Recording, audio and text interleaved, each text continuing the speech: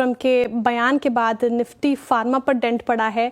शुरुआत में तो 3% तक लुढ़क गया था, अब 1% से ज़्यादा गिरकर कारोबार कर रहा है। काफ़ी ज़्यादा स्टॉक्स देखें आप तो निफ्टी फार्मा के गिरकर ही कामकाज कर रहे हैं। मानस जी, सन फार्मा पे कोई व्यू रहेगा क्या आपका? इनफैक्ट एक बार मैं फार्मा सेक्टर पे भी आपकी राय जानना चाहूँगी। जिस तरीके से इस पर्टिकुलर इंडेक्स को लेकर खबरें दिख रही है, न्यूज़ ड्रिवन काफ़ी ज़्यादा सेक्टर लग रहा है, अभी हाथ लगाना चाहिए?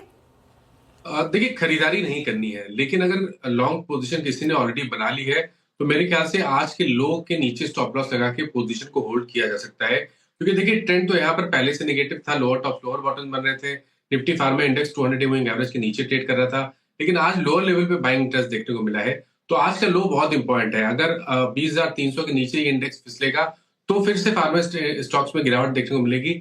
लेकिन जब तक वो नहीं होता है तो आप स्टॉक स्पेसिफिक आज के लोज पे स्टॉप लॉस लगा के पोजीशन को, लॉन्ग पोजीशन को होल्ड कर सकते हैं। लेकिन फ्रेश खरीदारी के लिए कंफर्मेशन का इंतजार करना पड़ेगा।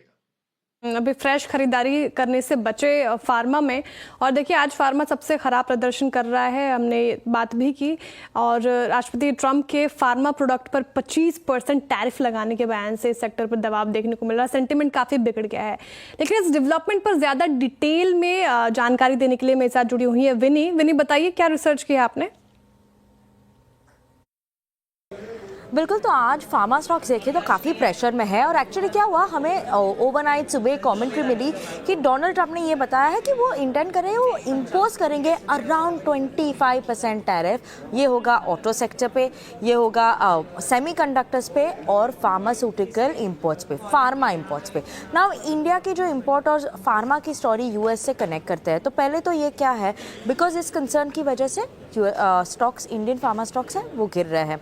नाउ इस पर रेसिप्रोकल टैरिफ जो हम बताते हैं, वो रेसिप्रोकल टैरिफ क्या होता है कि इंडिया जो टैरिफ चार्ज कर रहा है यूएस के प्रोडक्ट्स पे, वही टैरिफ यूएस चार्ज करेगा इंडिया के प्रोडक्ट्स पे।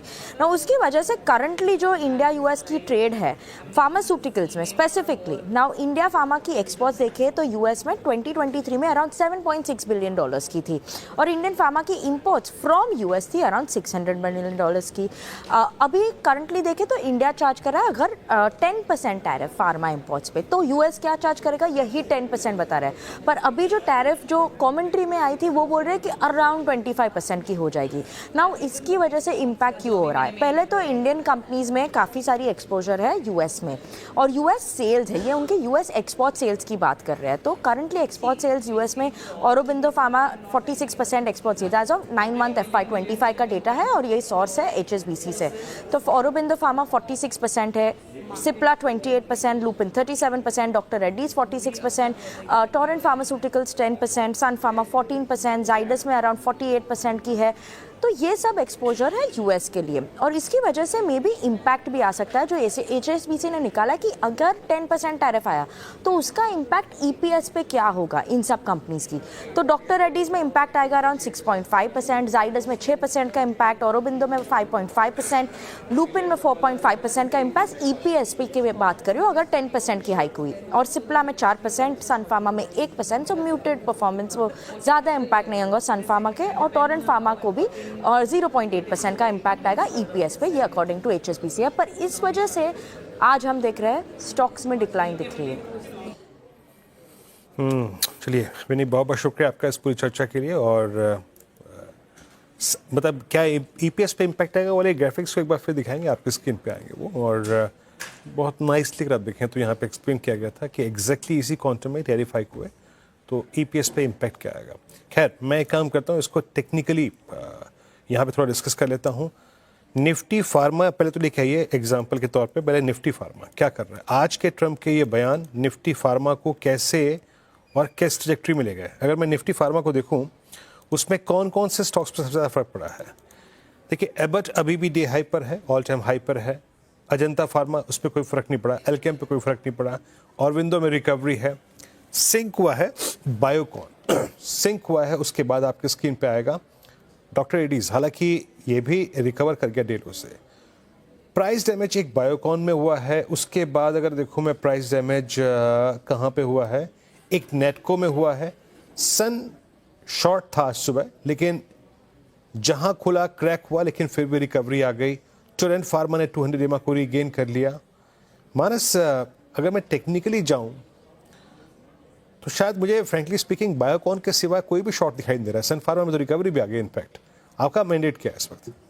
तो बिल्कुल इसलिए मैंने मेंशन किया था कि आज के लोज बहुत इंपॉर्टेंट है। स्टॉक स्पेसिफिक सब में लोअर लेवल पे बाइंग इंटरेस्ट देखने को मिला है। मेरे ख्याल से आज के लोज के नीचे अगर जाए तो ही आप शॉर्ट पोजीशन फार्मा में बनाना चाहिए। खरीदारी करने की राय नहीं रहेगी जहां पर आपको कंफर्मेशन मिले। मैं अभी थोड़ा चार्ट देखा था फार्मा क्षेत्र के, तो टोरेंट फार्मा एक ऐसा स्टॉक है जो इंडिकेशन दे रहा है बॉटम फॉर्मेशन के। इंटरडे चार्ट पे इनवर्स रेंज पैटर्न का ब्रेकआउट है, डेली चार्ट पे 200 मूविंग एवरेज के ऊपर निकला है। तो अगर एक ट्रेड फार्मा क्षेत्र पे लॉन्ग साइड पे लेना होगा तो टोरेंट फार्मा में खरीदारी की जा सकती है। स्टॉप लॉस आपको 3069 के लगा के एक लॉन्ग साइड पे ट्रेड लेना है और 3225 के टारगेट सेट करने हैं। हाँ, तो फिलहाल टोरेंट फार्मा पे ये राय आपके लिए आती हुई। देखिए, हम फार्मा सेक्टर की बात करें, एक बार हेल्थ केयर इंडेक्स की भी बात कर लेते हैं। हेल्थ केयर सेक्टर से देखिए अपोलो हॉस्पिटल एक ऐसा काउंटर जिसमें अच्छी तेज़ी देखने को मिल रही है और फिलहाल अपोलो हॉस्पिटल 0.25% के करीब तेज़ होता हुआ इसमें देखिए डे हाई के आसपास ही कामकाज कर रहा है। राजेश जी, अपोलो हॉस्पिटल इस काउंटर को कैसे देख रहे हैं? जिनके पास हैं वो क्या करें? देखिए, जिनके पास है अगर लोअर लेवल पे बनाया है यानी 6200 6250 के आसपास अगर लिया हुआ है तो प्रोबेबली आप कह सकते हैं कि फिलहाल होल्ड रखें 6250 के स्टॉप लॉस के साथ। लगता है कि एक बार के लिए 6500 से लेके 6550 तक का एक मूव मिलेगा। तो काउंटर फिलहाल एक रिकवरी मोड में है, तो इसलिए मैंने होल्ड की सलाह दी। लेकिन जैसे कि काउंटर का अगर आप प्राइमरी ट्रेंड देखें तो यहाँ पे थोड़ा वीकनेस ही है और ये वीकनेस मुझे लगता है कि पोजिशनली अपोलो हॉस्पिटल को लेके जाएगी करीबन 6000 तक, प्रोबेबली 5800 तक, लेकिन पोजिशनल ट्रेड होगा। लेकिन जो स्विंग दिख रहा है फिलहाल तो वीकनेस एक रैली मिलती है और ये रैली एक रिलीफ रैली है, तो मुझे लगता है रिलीफ रैली प्ले रहेगा 6500 550 तक का।